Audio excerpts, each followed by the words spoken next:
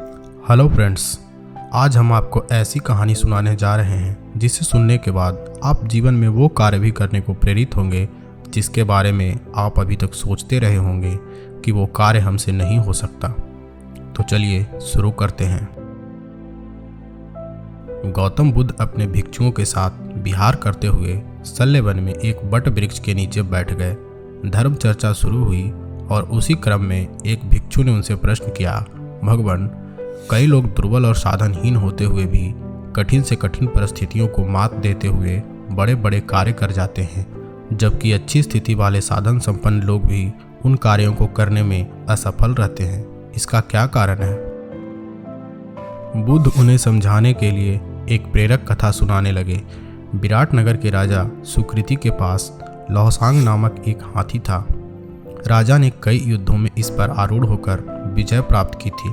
शैशव से ही लौसांग को इस तरह प्रशिक्षित किया गया था कि वह युद्ध कला में बड़ा प्रवीण हो गया।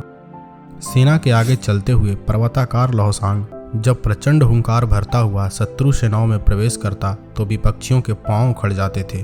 धीरे धीरे समय के साथ जिस तरह जन्म के बाद सभी प्राणियों को युवा और जरावस्था से गुजरना पड़ता है, उसी क्रम से लौसांग भी वृद्ध होने लगा।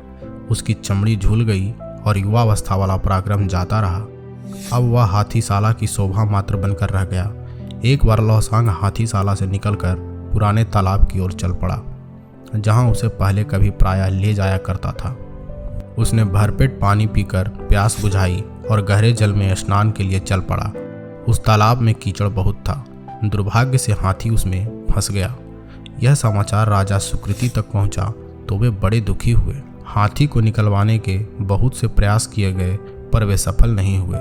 उसे इस दयनीय दशा के साथ मृत्यु के मुख में जाते देखकर सभी दुखी हो गए। जब सारे प्रयास विफल हो गए तब एक चतुर मंत्री ने युक्ति सुझाई। इसके अनुसार हाथी को निकलवाने का प्रयत्न करने वाले सभी लोगों को वापस बुलाया गया और उन्हें युद्ध में जाने वाले सैनिकों की वेशभूषा पहनाई गई। युद्ध में बजने वाली रणभेरियां भी मंगवाई गई। हाथी के सामने युद्ध के नगाड़े बजने लगे और सैनिक इस प्रकार कूच करने लगे जैसे वे शत्रु पक्ष की ओर से लौसांग की ओर बढ़ रहे हैं। यह दृश्य देखकर लौसांग ने पूरी ताकत से चिंगाड़ लगाई और शत्रु सैनिकों पर आक्रमण करने के लिए पूरी शक्ति लगाकर बाहर निकल आया।